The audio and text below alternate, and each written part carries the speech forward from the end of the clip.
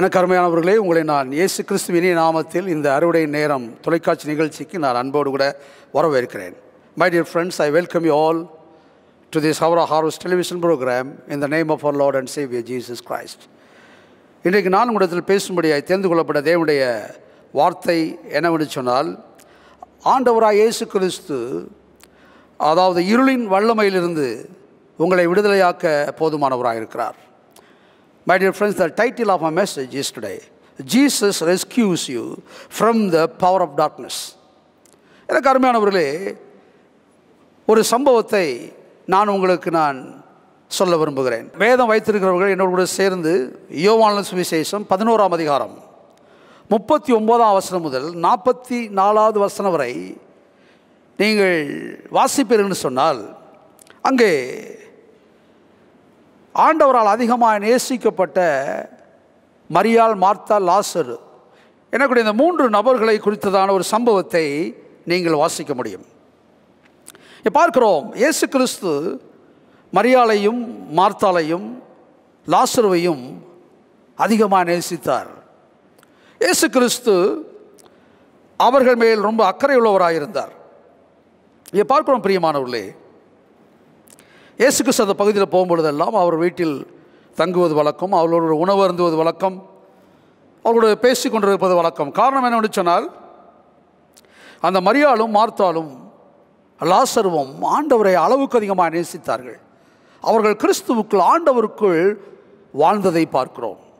இந்த கர்த்தருடைய வார்த்தையை மரியாள் அளவுக்கு அதிகமாக நேசிக்கக்கூடிய ஒரு பெண்மணியாக இருந்தால், மார்த்தாள் இயேசு கிறிஸ்துவுக்கு சரீரப்பிரகாரமாக எதையாவது செய்ய வேண்டும் என்ற ஒரு உணர்வுடைய ஒரு உபசரிப்புக்குரிய ஒரு பெண்ணாக இருந்தாள்.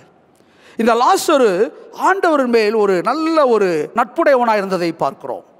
இப்படிப்பட்ட சூழ்நிலையில் பிரியமானவர்களே, ஒரு மரணத்துக்கு ஏதுவான நோய், ஒரு வியாதி அந்த லாசருவுக்கு வந்தது. அதன் மூலமாக அந்த லாசரு மரித்து போனதை பார்க்கிறோம். எனக்கு அருமையான தேவனுடைய பிள்ளைகளே, ஒரு காரியத்தை அறிந்து கொள்ளுங்கள். நாம் ஆண்டவரை அதிகமாக நேசிக்கும் பொழுது, அவரை நாம் தொழுது கொள்ளும் பொழுது, நம்முடைய வாழ்க்கையிலும் சில இப்படிப்பட்ட பிரச்சனைகள் வரலாம். ஆனால் ஒரு காரியத்தை அறிந்து கொள்ளுங்கள், ஆண்டவராய் இயேசு கிறிஸ்து அதாவது இருளின் வல்லமையிலிருந்து நம்மை அல்லது உங்களை பாதுகாக்க போதுமானவராக இருக்கிறார். ஆண்டவரால் நேசிக்கப்பட்ட, ஆண்டவரை நேசித்த அந்த லாசருவை எவ்விதமாய் ஆண்டவராய் இயேசு கிறிஸ்து அந்த மரணம் என்னக்கூடிய இருளின் வல்லமையிலிருந்து இயேசு விடுதலை ஆக்கினாரோ, அதை போல இந்த செய்தியை கேட்கிற உங்களுடைய வாழ்விலும் இயேசு செய்ய போதுமானவராக இருக்கிறார். பார்க்கிறோம், இந்த லாசரு மரித்து போனான். மரித்து போனது மட்டுமல்ல, அவனை அடக்கம் பண்ணினார்கள். அவன் அடக்கம் பண்ணி ஏறத்தாழ 4 நாட்கள் ஆகிவிட்டது பிரியமானவர்களே. 4ஆவது நாள் இயேசு கிறிஸ்து அந்த லாசருவை பார்க்கும்படி வருகிறார். வரும்பொழுது இயேசு கேட்கிறார், இந்த லாசரு எங்கே வைத்திருக்கிறீர்கள் என்று கேட்கிறதை பார்க்கிறோம். அவர்கள் இயேசு கிறிஸ்துவை அந்த லாசருவை அடக்கம் பண்ணப்பட்ட இடத்திற்கு அவனை இயேசுவை அழைத்து கொண்டு போனார்கள். இயேசு கிறிஸ்து அங்கே போகிறார். அங்கே பாருங்கள், அங்கே லாசரு மரித்து அடக்கம் பண்ணப்பட்டு 4 நாள்கள் ஆகிவிட்டது. அங்கே இருக்கக்கூடிய ஜனங்கள், அவருடைய உறவினர்கள், சகோதரிகள் எல்லோரும் அவர்கள் கண்ணீர் விடுகிறார்கள், அவர்கள் அழுகிறார்கள். அந்த அழுகையை பார்த்த என் ஆண்டவராய் இயேசு கிறிஸ்து கண்ணீர் விட்டார் என்று பார்க்கிறோம். எனக்கு அருமையான தேவனுடைய பிள்ளையே, இந்த செய்தியை கேட்க சகோதரியே, நீ அழுகும்போது, நீ கவலையாக இருக்கும் பொழுது, நீங்கள் துக்கமாக இருக்கும் பொழுது, அதை தாங்கக்கூடியவர் என் ஆண்டவர் இயேசு கிறிஸ்து அல்ல பிரியமானவர்களே. உங்களுடைய துக்கத்தின் மேல் அவர் அக்கறை உள்ளவராக இருக்கிறார். உங்கள் துக்கத்தின் மேல் அவர் பங்கு கொள்ள விருப்பமுடையவராக இருக்கிறார். இயேசு கிறிஸ்து ஒரு கல் நெஞ்சர் அல்ல. இயேசு கிறிஸ்து நினைத்த ஒரு நொடியின் வாழ்வை மாற்ற முடியும். அப்படி இருந்தாலும் கூட இயேசு கிறிஸ்து அவருடைய மனநிலையை பார்த்து அவளோடு சேர்ந்து அவர் கண்ணீர் விட்டதை பார்க்கிறோம். இயேசுக்கு தெரியும், கொஞ்ச நேரத்தில் அவர் நேசிக்கக்கூடிய அவருடைய அந்த சகோதரன் லாசர் உயிரோடு கூட வரப்போகிறான் என்று இயேசுக்கு தெரியும். தெரிந்ததும் கூட மற்றவருடைய உணர்வின் மேல் ஆண்டவர் ஒரு அக்கறையுடையவராக இருந்ததை பார்க்கிறோம். நீங்கள் கண்ணீர் விடும்போது, நீங்கள் கவலையாக இருக்கும் பொழுது, நீங்கள் தனிமையாக இருக்கும் பொழுது, நீங்கள் தேவையாக இருக்கும் பொழுது, நீங்கள் வேதனையாக இருக்கும் பொழுது, இயேசு உங்கள் மேல் அக்கறையுடையவராக இருக்கிறார். ஒரே ஒரு காரியம், இயேசு கிறிஸ்துவை நீங்கள் ஏற்றுக்கொள்ள வேண்டும், அவரை விசுவாசிக்க வேண்டும். பிரியமானவர்களே, இந்த மரியாளை போல, இந்த மார்த்தாளை போல, இந்த லாசருவை போல இங்கே பார்க்கிறோம். இயேசு கிறிஸ்து செய்யும்போது அங்கே பாருங்க, ஜனங்கள் பேசுகிறாங்க, இயேசு கிறிஸ்து குருடரின் கண்களை திறந்தவர் அல்லவா, அநேக அற்புதங்கள் செய்தவர் அல்லவா, இயேசு நினைத்திருந்தால் இந்த லாசருவை சாகாமல் இருக்க பண்ணியிருக்கலாமே என்று பேசினார்கள். அருமையான தேவனுடைய பிள்ளையே, உங்களுடைய வாழ்க்கையில் வரக்கூடிய சில பிரச்சனைகள், மரணத்தினுடைய அந்த வல்லமை எதுவாக இருந்தாலும் ஆண்டவருடைய நாமத்தின் மகிமைக்கென்று தேவன் அதன் வாழ்க்கையில் அனுமதிக்கிறவராயிருக்கிறார். முதலாவது காரியம், எனக்கு அருமையான தேவனுடைய பிள்ளைகளே, இயேசு கிறிஸ்து லாசருவை தேடி போனார். எங்கே போனார்? அவருடைய வீட்டிற்கு போகவில்லை, மரித்து போய் அடக்கம் பண்ணப்பட்ட அந்த கல்லறைக்கு போனார். இந்த செய்தியை கேட்கிற அருமையான சகோதரி சகோதரியே, நீங்கள் பாவத்தில் மரித்திருக்கலாம், நீங்கள் ஒரு இருளுக்குள் வாழக்கூடிய ஒரு மனிதர்களாக இருக்கலாம், ஒரு பாவம் எனக்கூடிய அந்த இருளின் வல்லமை உங்களை பிடித்திருக்கலாம், நிம்மதியற்றவர்களாக ஒரு பாவத்திற்குள் மரித்தவர்களாக இருக்கலாம், உங்களை நேசிப்பதற்கு யாரும் இல்லை, நீங்கள் செத்துப்போன மனிதர்களாக இருப்பதனால் உங்களை நேசிப்பதற்கு, உங்களை விடுவிப்பதற்கு யாருமே இல்லை என்று நீங்கள் கவலைப்படலாம். நான் சொல்கிறேன், தேவனுடைய வார்த்தை சொல்கிறது, எனக்கு அருமையானவர்களே, இயேசு கிறிஸ்து மரித்து போயிருந்த அந்த இருளின் வல்லமைக்குள் அகப்பட்டிருந்த அந்த மனிதனை தேடி என் இயேசு போனார். உன்னை தேடி இயேசு வந்திருக்கிறார். என் சத்தத்தை கேட்கிற சகோதரனே சகோதரியே, நாம் எல்லோரும் பாவிகள் என்று இந்த தேவனுடைய வார்த்தை சொல்கிறது. பாவத்தின் சம்பளம் மரணம். நீ பாவம் செய்தால் நீ மரித்திருக்கிறாய். பாவத்தினுடைய வல்லமை ஒவ்வொரு மனிதன் மேலும் இருக்கிறது. உங்களை மீட்கும்படி என் இயேசு இந்த உலகத்திற்கு வந்தார். இந்த லாசருவை தேடி எப்படி இயேசு அந்த கல்லறைக்கு போனாரோ அதை போல இயேசு கிறிஸ்து மரணத்தின் பிடியில் இருக்கக்கூடிய உங்களை நோக்கி இயேசு வந்திருக்கிறார். என் இயேசு கிறிஸ்து 2,000 வருஷத்துக்கு முன்பதாக உங்களுக்காகவும் குடும்பத்திற்காகவும் உங்களுடைய சமுதாயத்திற்காகவும் இயேசு கிறிஸ்து வந்தார். பார்க்கிறோம், இயேசு கிறிஸ்து துக்க வீட்டுக்கு போகவில்லை. நாம் பிராக்டிக்கலாக பேசுவோம் என்று சொன்னால், ஒரு மனிதன் மரித்து போனால், அடக்கம் பண்ணப்பட்டு விட்டால், ஒரு மனிதர்கள் என்ன செய்வார்னு சொன்னால் துக்கம் கேட்பதற்காக வீட்டுக்கு போவார்கள், கல்லறைக்கு போக மாட்டார்கள். ஆனால் இயேசு கிறிஸ்து வீட்டிற்கு போகவில்லை, கல்லறைக்கு போனார். ஏன்னு சொன்னால் செத்துப்போன மனிதனை யாரும் பார்க்க மாட்டார்கள். ஆனால் இயேசு கிறிஸ்து செத்துப்போன மனிதனை பார்க்கும்படி போனார். இந்த சத்தத்தை கேட்க சகோதரனே, நீ செத்து போயிருக்கிறீர்களா? நீங்கள் தனிமையை அடக்கம் பண்ணப்பட்டிருக்கிறீர்களா? இருளின் வல்லமைக்குள் வாழ்ந்து கொண்டிருக்கிறீர்களா? இனிமேல் அவ்வளவுதான் என்று மனிதர்கள் உங்களை அடக்கம் பண்ணிவிட்டு போய்விட்டார்களா? இப்பொழுதும் என் இயேசு கிறிஸ்து உங்களை தேடி வந்திருக்கிறார். இயேசு கிறிஸ்து எங்கே நீ அடக்கம் பண்ணப்பட்டிருக்கிறாயோ, எங்கே உன் பாவத்தினுடைய இருள் உன்னை பிடித்திருக்கிறதோ, அங்கே இயேசு உன்னை நோக்கி வந்து கொண்டிருக்கிறார்.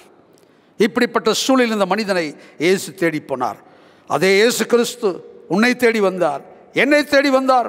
இந்த முழு உலகத்துக்கு அவன் இயேசு கிறிஸ்து வந்தார். இரண்டாவது பார்க்கிறோம், எனக்கு அருமையான சகோதரியே, இயேசு கிறிஸ்து அந்த கல்லறைக்கு போனது மட்டுமல்ல, இயேசு சொன்னார், அந்த கல்லறையுடைய கல்லை புரட்டி போடுங்கள் என்று சொன்னார். எனக்கு அருமையானவர்களே, உன்னை பாதாளத்தில் அடைத்து வைத்திருக்கக்கூடிய அந்த மரணத்தினுடைய இருளுக்குள் உன்னை அடைத்து வைத்திருக்கக்கூடிய அந்த கல்லை என் இயேசு புரட்ட விரும்புகிறார். இயேசு கிறிஸ்து அவரை நேசித்த அவனுடைய நண்பன் மரித்து போய் அந்த இருளின் வல்லமைக்கு அடைக்கப்பட்டிருந்த, அவனை அடைத்து வைத்திருந்த அந்த கல்லை இயேசு புரட்ட சொன்னதை பார்க்கிறோம், அதை புரட்டி போட்டதை பார்க்கிறோம். இந்த செய்தியை இப்பொழுது கேட்டுக்கொண்டிருக்கிற சகோதரியே சகோதரனே, இந்த லாசருவை போல வெளியே வர முடியாமல் பாவத்தினுடைய அந்த வல்லமையினால் அடைக்கப்பட்டிருக்கிறாயோ, என் இயேசு கிறிஸ்து உன்னை தேடி வந்தது மட்டுமல்ல, உன்னை அடைத்து வைத்திருக்கக்கூடிய, உன்னை வெளியே வரவிடாமல் தடுத்து கொண்டிருக்கக்கூடிய அந்த கல்லை என் இயேசு புரட்ட போதுமானவராக இருக்கிறார். உன்னை விடுதலை கொடுக்க போதுமானவராக இருக்கிறார். நான் பேசுவது சத்தியம் பிரியமானவர்களே. இந்த கர்த்தருடைய வார்த்தை ஒரு நாள் பொய் உரைக்கிறது அல்ல. இந்த சத்தியம் சொல்கிறது, என் இயேசு கிறிஸ்து உன்னை, உடைய குடும்பத்தை பாவத்திலிருந்து மீட்க போதுமானவராக இருக்கிறார். ஆண்டவராக இயேசு கிறிஸ்து வழியும் சத்தியமும் ஜீவனுமாக இருக்கிறார். He is the life. ஆண்டவராக இயேசு கிறிஸ்துவால் மாத்திரமே உங்களுக்கு ஜீவனை கொடுக்க முடியும். இயேசு கிறிஸ்துவால் மாத்திரமே உங்களுடைய தடைகளை மாற்ற முடியும்.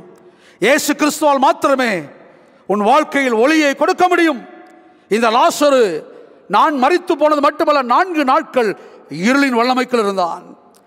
அந்த அவன் மேல், அவனுடைய சரீரத்தில் அவன் அடக்கம் பண்ணப்பட்ட அந்த கல்லறை மேல் ஒரு பெரிய கல் அவனை மூடி இருந்தது. இதை போல அநேகர் இன்றைக்கு இருக்கிறார்கள். பாவத்தின் சம்பளம் மரணம் என்று இந்த கர்த்தருடைய வார்த்தை சொல்கிறது. பாவம் இருக்கிறபடினால் நீ பாவத்திற்கு மரித்திருக்கிறாய். பாவத்தினுடைய சம்பளம் மரணம். மரணம் என்ன செய்கிறது? உங்களை சமுதாயத்தை விட்டு பிரிக்கிறது. ஒரு செயலுள்ள மனிதர்களை செயலற்ற மனிதனாய் மாற்றுகிறது. அது மட்டுமல்ல, உங்களுடைய சரீரத்தை உருகுலைய பண்ணுகிறது. உங்களுடைய யோசனைகளை அழிக்கிறதா இருக்கிறது. நீ எவைகளை இழந்தாயோ அவைகளை இயேசு மறுபடியும் கொடுக்க விரும்புகிறார். நீ இழந்து போன அந்த யோசனையை ஆண்டவர் மறுபடியும் கொடுக்க விரும்புகிறார். உருகுலைந்து போன அந்த சரீரத்தை ஆண்டவர் மறுபடியும் ஜீவனை கொடுத்து பலப்படுத்த விரும்புகிறார். இருளுக்குள் படுத்திருந்த மனிதனை உன்னை வெளியே கொண்டு வந்து வெளிச்சத்தில் கொண்டு வர விரும்புகிறார். எனக்கு அருமையான சகோதரனே, சகோதரியே, இயேசு கிறிஸ்து உன்னை இருளுக்குள் அடைத்து வைத்திருக்கக்கூடிய அந்த கல்லை, அந்த சாத்தானுடைய வல்லமையை இயேசு அகற்றி போட விரும்புகிறார். மூன்றாவது பார்க்கிறோம், இயேசு கிறிஸ்து சொன்னார், லாசருவே வெளியே எழும்பி வா என்று சத்தமிட்டு சொன்னார். இயேசுடைய வார்த்தை, இயேசுடைய அந்த சத்தம் செத்து போனவனுடைய அந்த காதிற்குள் போனதை பார்க்கிறோம். அருமையான தேவனுடைய பிள்ளைகளை, இந்த சத்தத்திற்கு சகோதரனே, சகோதரியே, உன்னை அடைத்து வைத்திருக்கக்கூடிய கல் என்றைக்கு உன்னை விட்டு அகற்றப்படுகிறதோ, அந்த பாவம் என்றைக்கு உன்னை விட்டு வெளியே தள்ளப்படுகிறதோ, அன்றைக்கு உன்னால் இயேசுவின் சத்தத்தை கேட்க முடியும். அந்த கல் அகற்றப்பட்ட போது இயேசுடைய சத்தத்தை லாசரு கேட்டான். ஜீவனற்ற மனிதன், அடக்கம் பண்ணப்பட்டு உருகுலைந்து போன, நாட்டம் எடுக்கக்கூடிய சூழல் இருந்த மனிதனுடைய செவிக்குள் இயேசுவின் வார்த்தை போனது. பிரியமானவர்களே, எனக்கு அருமையான சகோதரனே, சகோதரியே, இந்த வார்த்தை ஜீவன் உள்ளது.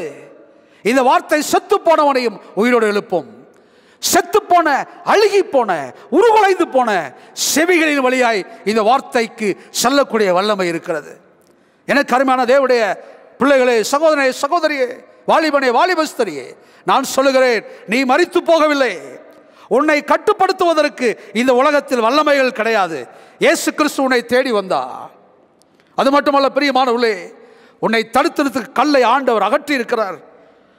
அந்த சத்தம் அந்த லாசருவின் காதுக்குள் போனவுடன் மரித்து போயிருந்த அந்த லாசரு எழுந்து அந்த கல்லறையை விட்டு வெளியே வந்ததை பார்க்கிறோம்.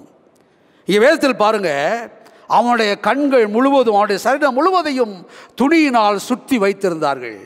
அவன் கண்களும் கட்டப்பட்டிருந்தது, கைகள் கட்டப்பட்டிருந்தது, உடம்பு முழுவதும் துணியினால் சுத்தப்பட்டிருந்தது.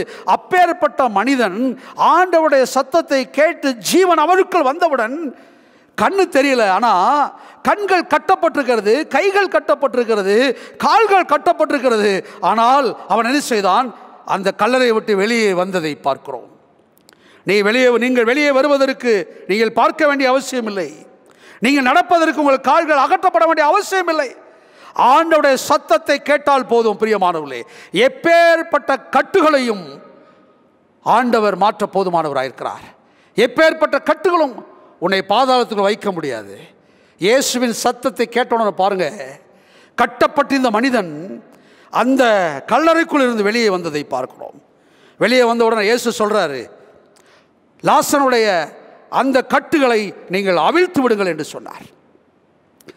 இங்கே என்ன செய்திருக்க வேண்டும் என்று சொன்னால், 2 பேர் உள்ளே போய் அந்த கல்லை அகற்றின பின்பு 2 பேர் உள்ளே போய் அவனுடைய சரீரத்தில் கட்டப்பட்ட துணியெல்லாம் எடுத்துவிட்டு தான் அவனை உயிரோடு இயேசு எழுப்பியிருக்க வேண்டும். ஆனால் பார்க்கிறோம், அந்த பாவத்துடைய கல் அவனை விட்டு போன உடனே இயேசு ஆண்டவருடைய வார்த்தையுடைய சத்தம் மரித்து போயிருந்த மனிதனுடைய செவிக்குள் போனது. அருமையான தேவனுடைய பிள்ளைகளே, சகோதரனே, சகோதரி, உன் பாவம் உன்னை விட்டு போகும்போது இந்த கர்த்தருடைய சத்தம் உன் செவிக்குள் வரும். இந்த கர்த்தருடைய சத்தம் என்றைக்கு உன் செவி வழியாய் போகிறதோ அன்றைக்கு அது உனக்கு ஜீவனை கொடுக்கும். ஜீவன் என்றைக்கு வருகிறதோ அதன் பின்பு உன்னை சுற்றி எவ்வளோ பெரிய கட்டுகள் இருந்தாலும் உன்னை ஒரு நாளும் பாதாளத்திற்குள் வைத்திருப்பதற்கான வல்லமை அது கிடையாது. பிரியமானவர்களே, கட்டப்பட்ட மனிதன் வெளியே வந்தான். அவனுடைய கட்டுகளை அவிழ்க்கும்படி இயேசு சொன்னார். ஒருவேளை நீங்கள் ஜீவனோடு இருக்கிறீர்கள், பொருளாதார கட்டுகள், சில பிரச்சனைகள், மன நிம்மதி இல்லாத காரியம் எதுவாக இருந்தாலும் சகோதரி சகோதரி, என் இயேசு கிறிஸ்து உடைய கட்டுகளை அவிழ்க்க போதுமானவராக இருக்கிறார். இயேசு கிறிஸ்துவனை தேடி வந்தார். இயேசு கிறிஸ்துவின் பாவமாகி அந்த கல்லை அகற்றினார். மூன்றாவதாக இயேசு கிறிஸ்து ஜீவனை கொடுத்தார். உலகத்திற்குடைய பிரச்சனைகளாகிய கட்டுகளை ஆண்டவர் உன் சரீரத்தை விட்டு, உன் வாழ்க்கையை விட்டு ஆண்டவர் அகற்றி போட்டார். என் சத்தத்தை கேட்கிற சகோதரி சகோதரியே, நான் பேசிக்கொண்டிருக்க இயேசு கிறிஸ்துவை விசுவாசிங்கள். உங்கள் பாவத்தை மாற்றி உங்களுக்கு ஜீவனை கொடுக்க போதுமானவராக இருக்கிறார். ஆமென், ஆமென்.